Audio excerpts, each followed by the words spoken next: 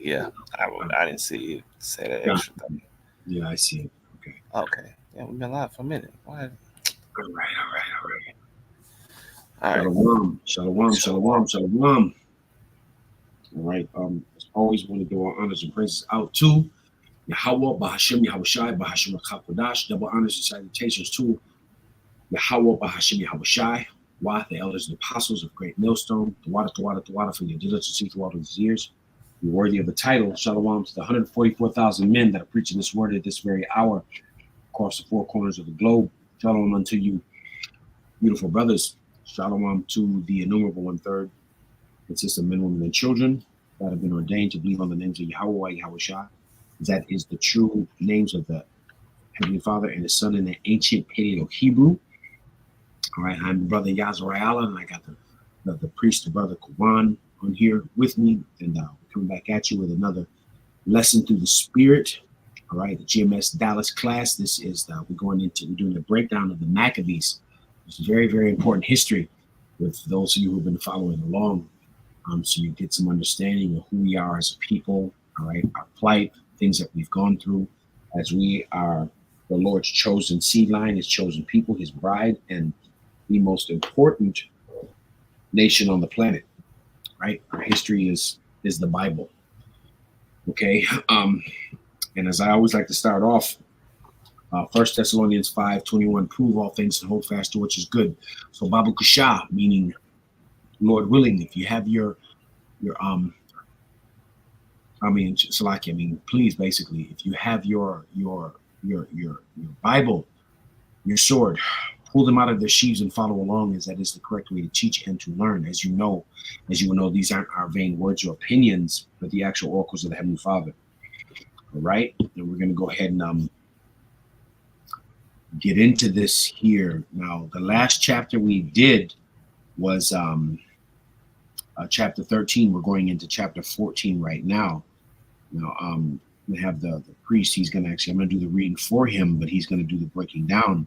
So we went through Mattathias, we went through Judas, Maccabees, Mattathias being the father, and just the rivalry, all right, and the wars that we were having during this time, all right.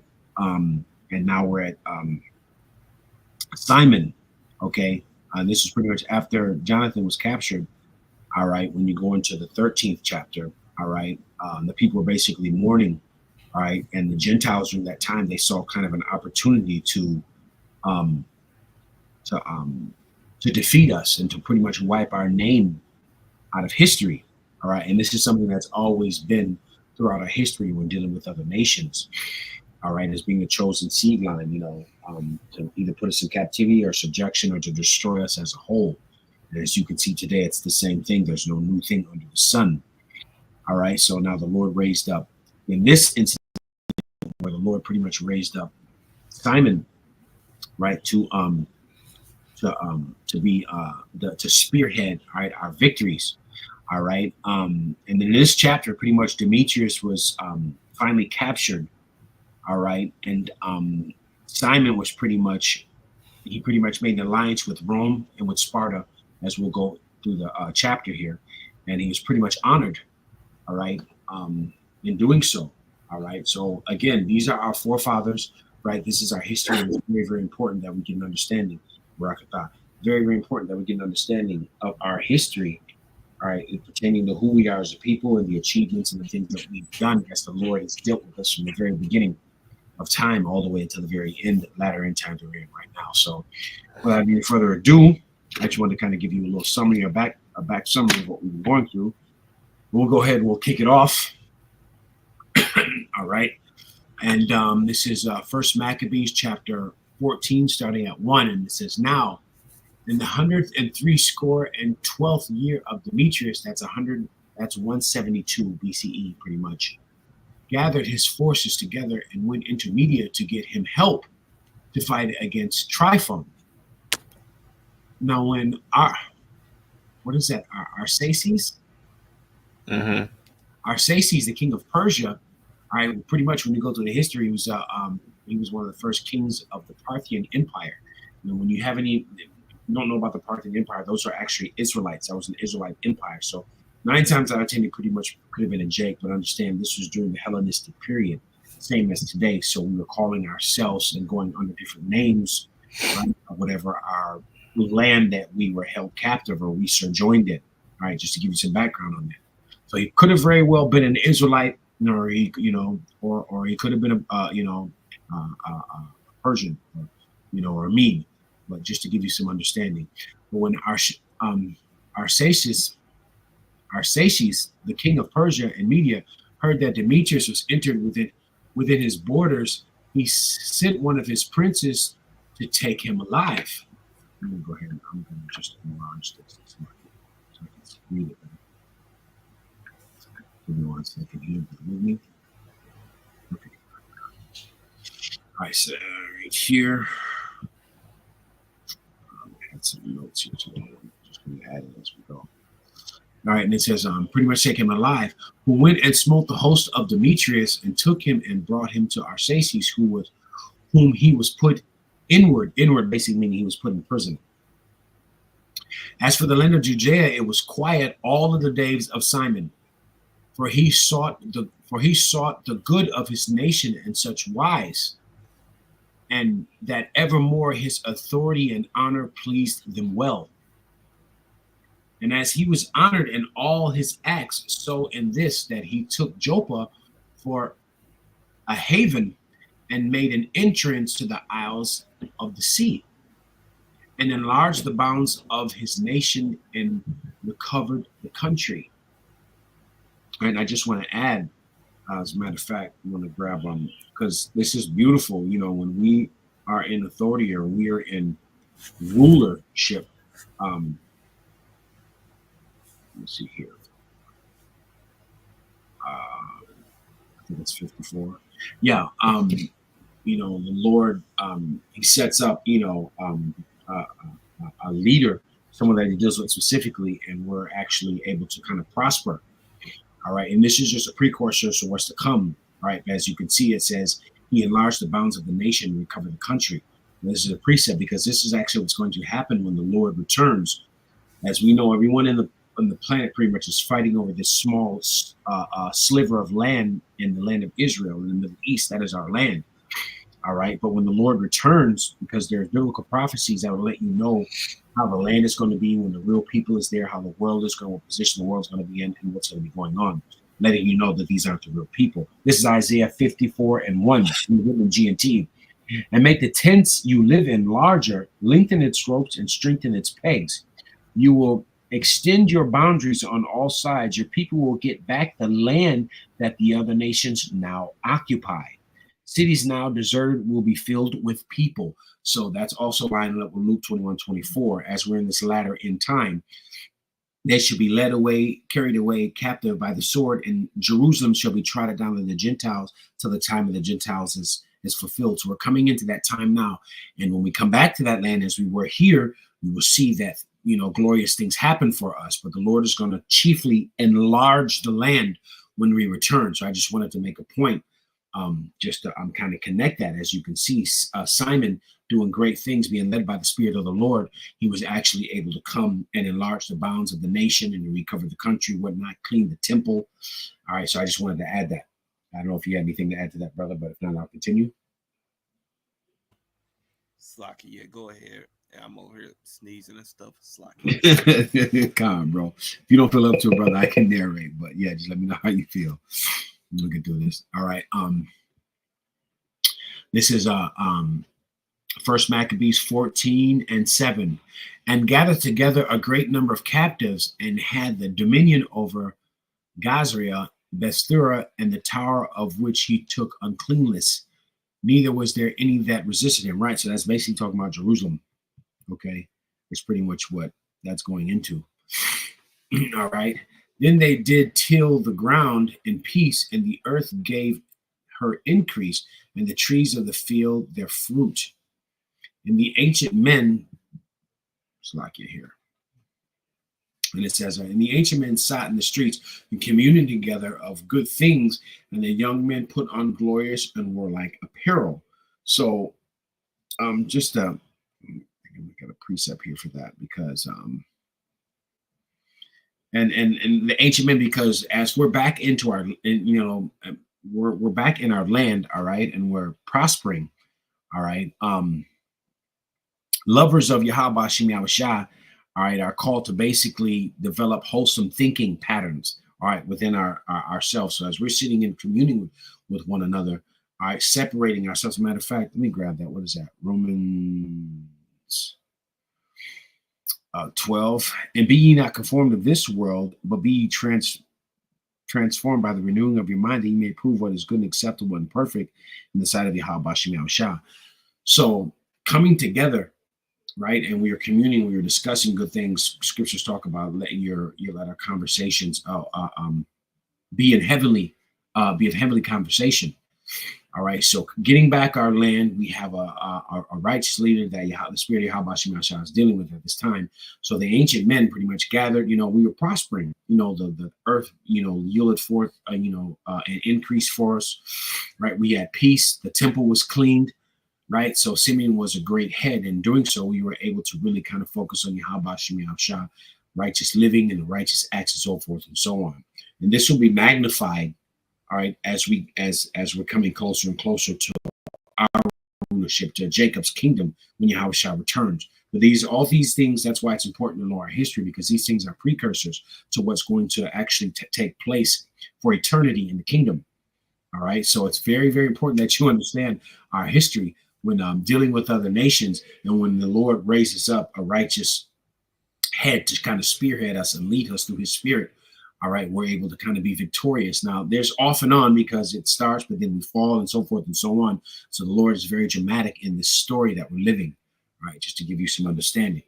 Okay. Where we at? First Maccabees 14:10. He provided the victuals for the city and set in them all manner of munition, so that his honorable name was renowned unto the end of the world. Right. So again, so like I said, as Simon came into power, right, and began to lead, right, he began to, make alliances with Rome and with Sparta. Simon was very, very smart. As a matter of fact, I'm just going to grab this here really quick here. Talks about Simon here, if I may. Where is this at?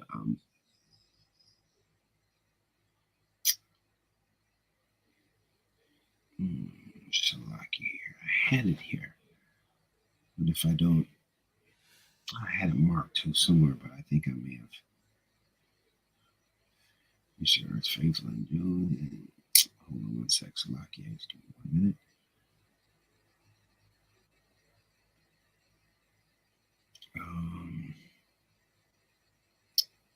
Shoot, I don't know what I did with it. Film and Simon existed, surprisingly. Okay, all right, yeah, I can't really find that at this time, but nonetheless, as we read through the story, to kind of expound on the character of Simon, and just the Maccabean family as a whole. Start back at the 10. He provided victuals for the city and set them in a manner of munition, so that he is honored, so that his honorable name was renowned unto the end of the world. He made peace in the land, and Israel rejoiced with great joy. For every man sat under his vine and fig tree, and there was none to fray them away. Neither was any left in the lands to fight against them. Yeah, the kings themselves were overthrown in those days. Right. So again, the heavenly. Matter of fact, I'm gonna grab this precept. I just came back and I was reading what I had missed. It say he had the elder man, the elders sitting around talking to how Jake be doing. Right. They say he had the young men in warlike apparel. Yep. So he had the community of Israel as a whole set up right. That's right. I'm gonna grab this. What is it? Daniel 2, because just so you have an understanding, this is all Yahweh Shemashah was doing. So it says, neither was there any left in the land to fight against them, and the kings themselves were overthrown in those days. So this is Daniel 2 and 2 and 21, I believe. That's what I'm looking for.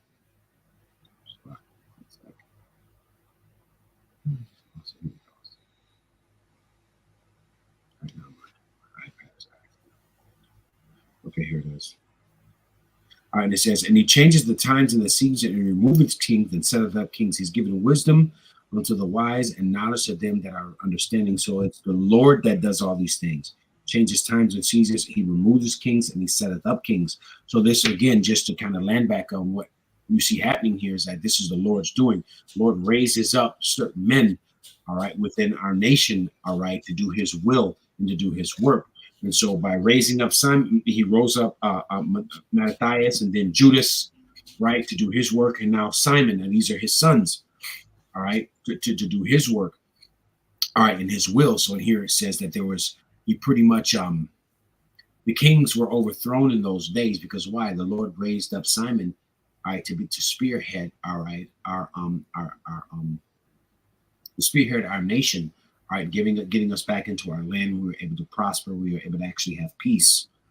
All right, so when you go throughout history, like I said, there was moments and pockets where we had peace, where we were, when the Lord was dealing with us. But once again, each and every time Jake decides to go off, right, or starts, pretty much separating himself from the Lord, that's when the Lord allows these nations to come in and pretty much overthrow us. And before you know it, we're subject unto them. But whenever we're in our righteousness, whenever we are praying to Yahweh Bashem Yahushua and we are doing what he has commanded, the Lord will always show us a way and put us in a position where we are to prosper over all the other nations. Okay? All right. Going back into it, and this is verse 14 of 1 Maccabees 14. Moreover, he strengthened all of his people that were brought low.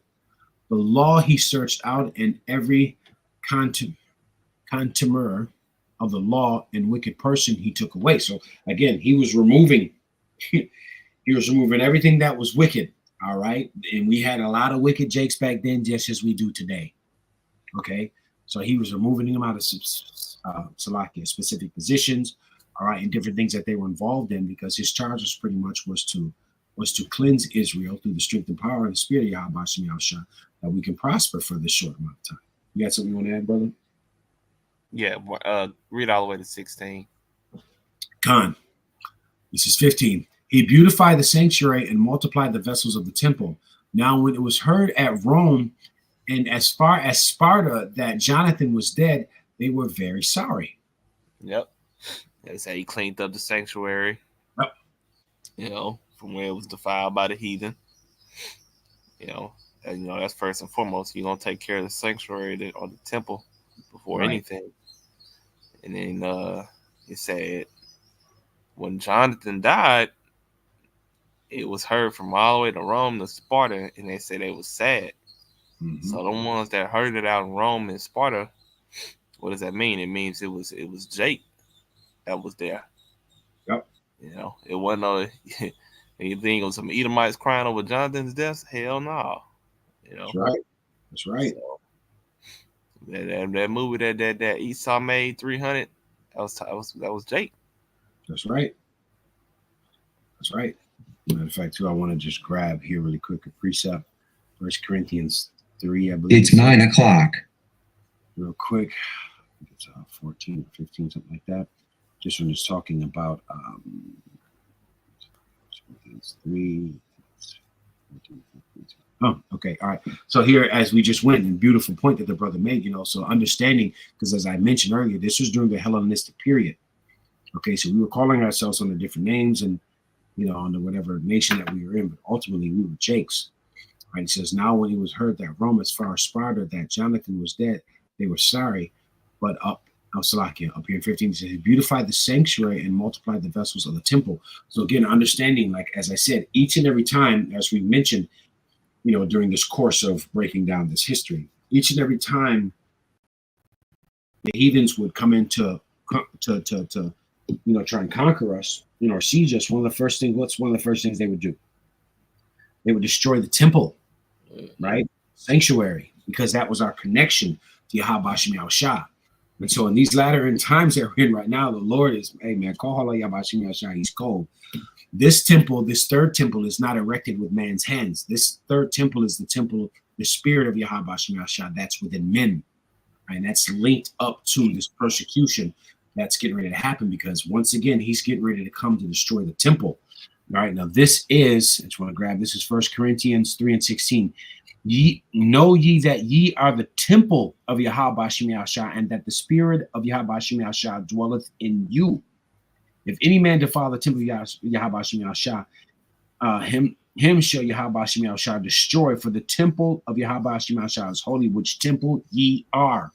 You see, so all throughout history, we were erected temples where that was our line of communication. We had the priests there and whatnot. We were actually able to commune with Yahweh Shem Yahshua. So they knew that. So each and every time throughout all of our captivities and sieges, one of the first things they would do is destroy the temple. So you see here where Simon pretty much came in, he restored the temple, he restored the sanctuary, got everything back in order. All right, because as I said, that's one of the first things that they will destroy. So here we are in this latter end time, the precept I just read. We are the temple. Okay, the men of the Lord, the prophets that are out here now, and this man's going to come and try and destroy the temple once again. Of course, he will not be victorious, as the scriptures let it be known. But just to give you some understanding how important the temple is to Yahweh Shem Yahshua, because that is our communication back and forth to the nations. So in this latter end time, the Lord has set up his prophets to commune his words to his people. And his prophets are the temple, right? So, and as your brother just mentioned here, once they heard Jonathan was dead, they were very sore and sorry, because ultimately what? These are our Jakes we're talking about, dealing with. This is our nation, right? I just wanted to add that, brother. Mm-hmm. We continue here in 17. But as soon as they heard that his brother Simon was made high priest in his stead and ruled the country and the cities therein, they wrote unto him in tables of brass and renewed the friendship and league which they had made with Judas and Jonathan, his brethren. They see, and that was something that was unheard of. He became a high priest, which none of his brothers were. All right, so yeah, it was pretty much back on and popping. Which writings were read before the congregation of Jerusalem. Verse 20. And this copy of the letters that the Lacedaemonians sent, the rulers of the Lacedaemonians with the city unto Simon the high priest and the elders, the priests and residue of the people of the Jews, our brethren, sending greetings. The ambassador that was sent unto our people certified us for your glory and honor, wherefore we are glad of their coming.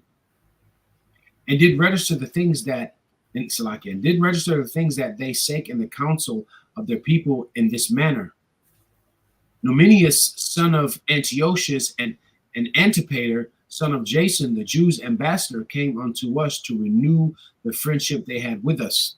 And it pleased the people to entertain the men honorable and to put a copy of their ambassage in public records, to the end that the people of the Lacedaemonians might have a memorial thereof. Furthermore, we had written a copy thereof unto Simon the high priest. After this, Simon sent Numenius to Rome with a great shield of gold, with a great shield of gold of 1,000-pound weight, to confirm the league with them. Wherefore, when the people heard, they said, what thanks shall we give Simon and his sons?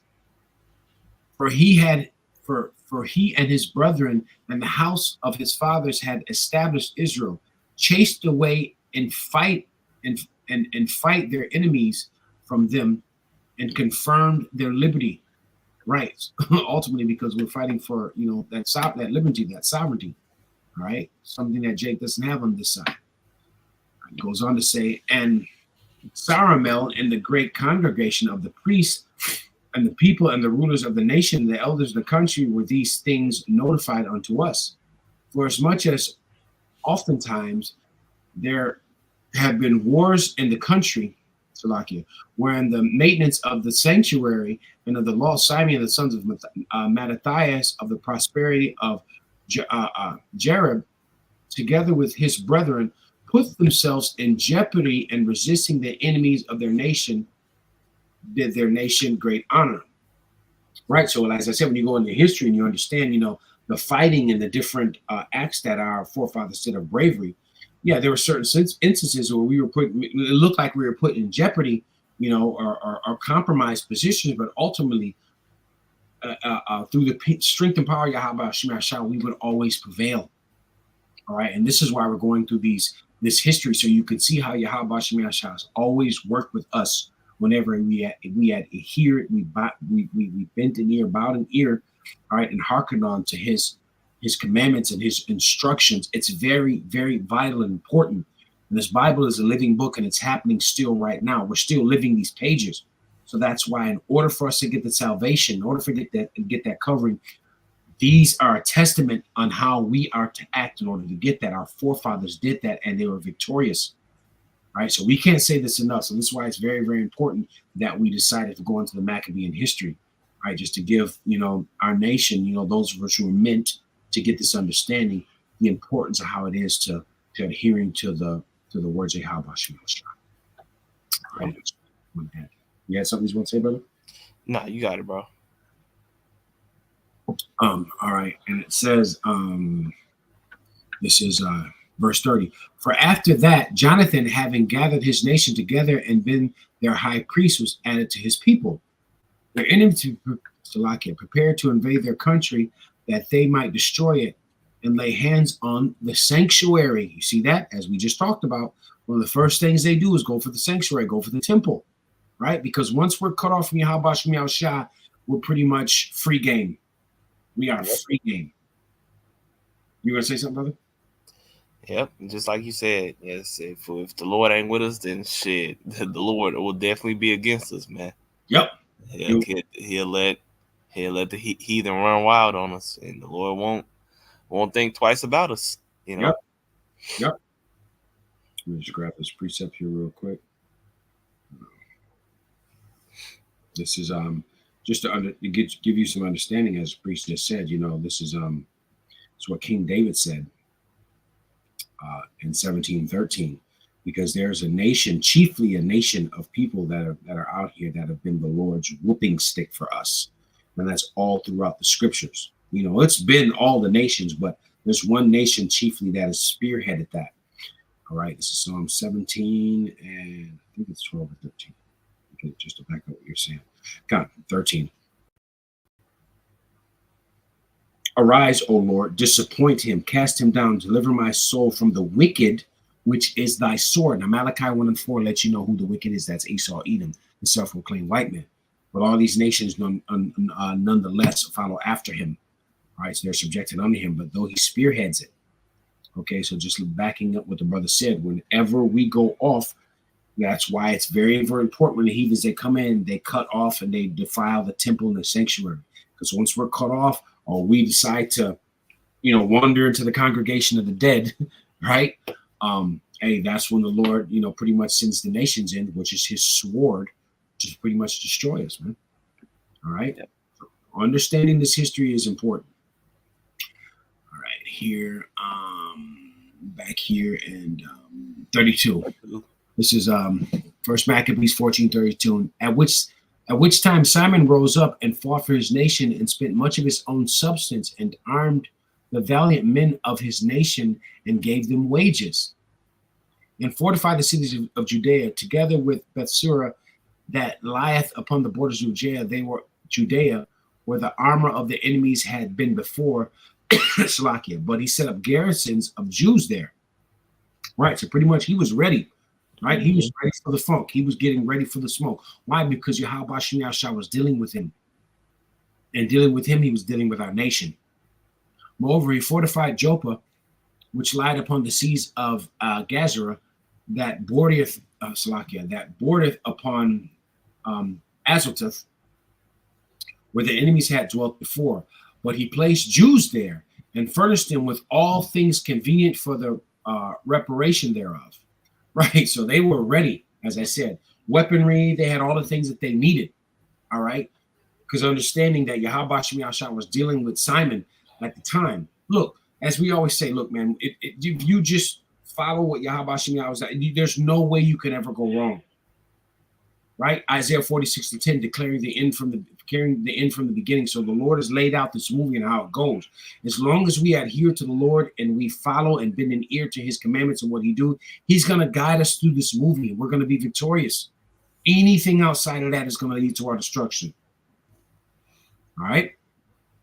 So it goes on to say in verse 35, the people thereof sang the acts of Simon, and unto what glory he thought to bring his nation, made him their governor and chief priest, because he had done all these things, and for the justice and faith which he kept to his nation, for that he sought by all means to exalt his people. For in his time, for Slakia, for in his times things prospered in his hand. Why? Why? Because Yahweh was with him.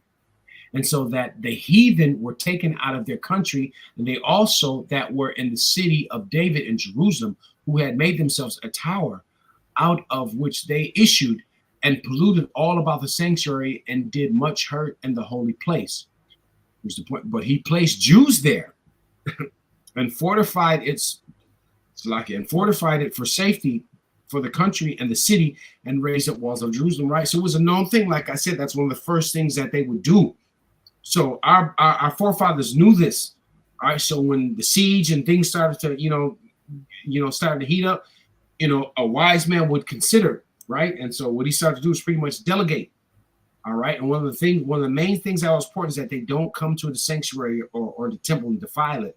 Because as long as we had that, we were under the commandment and under the guidance of Yahweh Shem Yahshua, we would not go wrong. Right. And we reading about the same Jews. These are the ancestors of the same Jews that the Lord Yahweh dealt with. So, and they're the same Jews, same people. Right. Man, it goes to show you, like, you read this, you understand that this thing ain't for everybody, bro. You see, he just told you that what Simon did, and he said he got all the heathen out of there, every type of God they erected there within the city of David, he cast it down, burnt it, did away with it, put the heathen out of the city, out of the and separated Jake from the heathen, man. Yep. So if the Lord or the God of these same people come down, how do you think the God of these people are? The God of these people is telling them to be this way. Yep. So how you think the God coming down out of off his throne is gonna be? He's gonna be the same way. He's gonna be the ultimate version of his own people. Man, Lord ain't changed, man. No. People change. Right. People be on some bugged out shit. The Lord don't change, man. Malachi 3:6. I am the Lord, I change not. Right. And the beautiful point, So again, understanding, the great things that our forefathers did will give us insight on how to walk and in what manner we are to be, and even the mindset today, because the Bible is still playing out right now. We're just in our last captivity, as we like to say. Where we are here, we are in 38, right? Yeah. It says here, King Demetrius also confirmed him in the high priesthood according to those things, and made him one of his friends, and honored him with great honor. For he had heard say that the Romans had called the Jews their friends and confederates and brothers, and that they had entertained the ambassadors of Simon honorably. Also that the Jews and the priests were well pleased that Simon should be their governor and high priest forever, until there should arise a faithful prophet. Moreover, that he should be their captain and should take charge of the sanctuary, to set them over their works and over their country and over their armor and over the fortress, that I say he should take charge of the sanctuary. Besides this, he should be obeyed of every man, and that all the writings of the country should be made in his name, and that he should be clothed in purple and wear gold, right? Because we know clothes. Royalty. Treated like royalty, bro. Treated like royalty. Now, see, these are just things where we just had a breather, because ultimately, man, we ain't gonna have to make no fucking ties and no leads, no allies, and no agreements with no nation. All right, we are Yasharala. Fuck these nations. Excuse my French. Right, but understanding these are certain things we had to do, because why? Simon was moving with wisdom. Yep. You see? So he was wise and he understood. So I was like, look, sometimes you have to take the low, as the scripture talks about, all right, for the betterment of the nation. All right. And this is ultimately the Lord just teaching us how to rule, putting us in different situations where we know how to adhere and know how to move and operate correctly. All right. Yeah, say after the Lord do His thing, man, all these nations are going into slavery, as we know. You That's know, it. but for the ones that don't know, all these nations going into slavery 1,000 years. Yep. After so many generations, man, all they gonna know is the Israelites being on top, man. That's it. You know, and once they get released from that hard bondage, Yep. and sent back into their respective lands that the Lord gave them, they Yep. gonna still know, and it's still gonna be embedded of. Then we only know the Israelites. We only That's, know mm, those are the only guys we know, because all their guys is gonna be done away with. that's They ain't right. gonna they ain't gonna remember that shit that they used to do. That's right. Because as the Lord is slowly, as you start to see things in this latter end time, how the Lord is turning everything up, you got all these different nations praying to their gospel. Ain't no answers. Yep. All right. There's only one power, and that's Yahweh Bahashim Yahushua. All right. And he is the God of Israel. He is our power. Yep. All right. So as you see here, we have to, kind of make certain agreements and deals with certain nations. And we read about this stuff, and this is wisdom. But ultimately, man, hey, man, in the kingdom, all that shit's going to be done away with when Yahweh shall return. And they just gonna have to bow their necks. Mm-hmm. Right? It goes on to say, I'll start back at 43 again. Besides this, that he should obey every man, and that, so you see that they put him up, all right, to pretty much be like, and that's the Israel, thing. bro. Say again? Pretty much fucking king of Israel, bro. Yeah. They put him up, and that's no different really with Jake's today. You got Esau put you up in certain statuses and certain, statues here, and it's, but ultimately you still got to answer to this motherfucker. Right. Right? That's why I say in the kingdom ain't gonna be none of that. But we don't bat an eye to this, because this is wisdom what he's doing. Right? Because ultimately, it's all about, it's a character of being of humility. It's a character of being meek. Right? All these things that these characteristics are set aside for those who are to inherit the earth. Scripture talks about the meek shall inherit the earth, right? So we have to learn and deal with nations accordingly. This is Yahweh Shem Yahshua's will. This is not ours, right? So it goes on to say in 43, besides this, how we read this, that he should obey every man, and that all the writings of the country should be made in his name, and that he should be clothed in purple and wear gold. Also, it should be lawful for none of the people or priests to break any of these things, or to gainsay his words, or to gather any assembly in the country without him, or to be clothed in purple, or wear a buckle of gold. And whosoever should do otherwise, or break any of these things, he should be punished. Thus, it's liking all the people to deal with Simon, and to do as hath been said. Then Simon accepted thereof, right? Because why? That's the wisdom.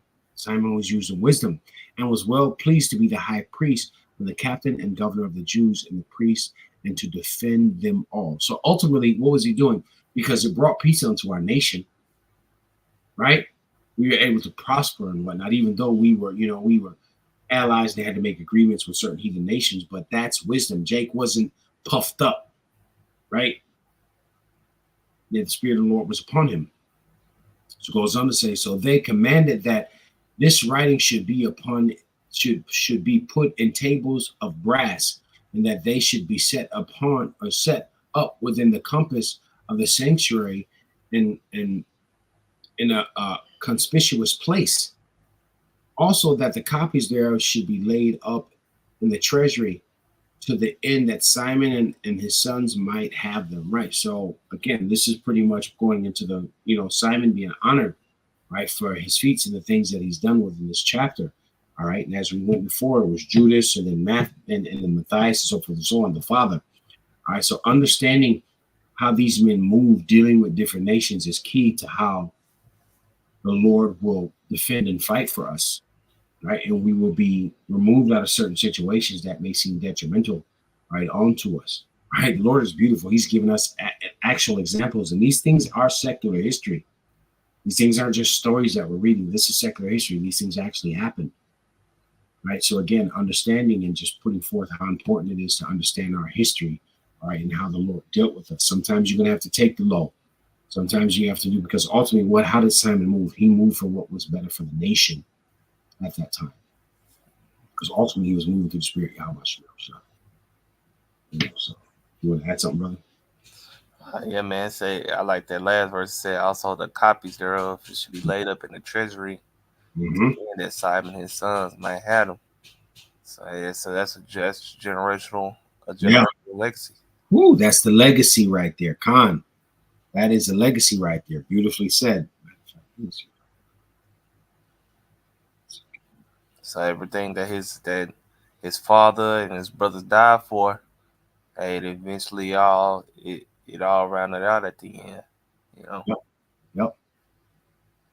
And that's what we, ultimately it's about a legacy, of what, in our, the elect's names will be, written in the book of life. Our, Abratazah, I always say, we're part of that number, our story, our legacy will be written in the heavens. Right? This is our story, our lineage, our bloodline, our existence here on earth is the most how do you say,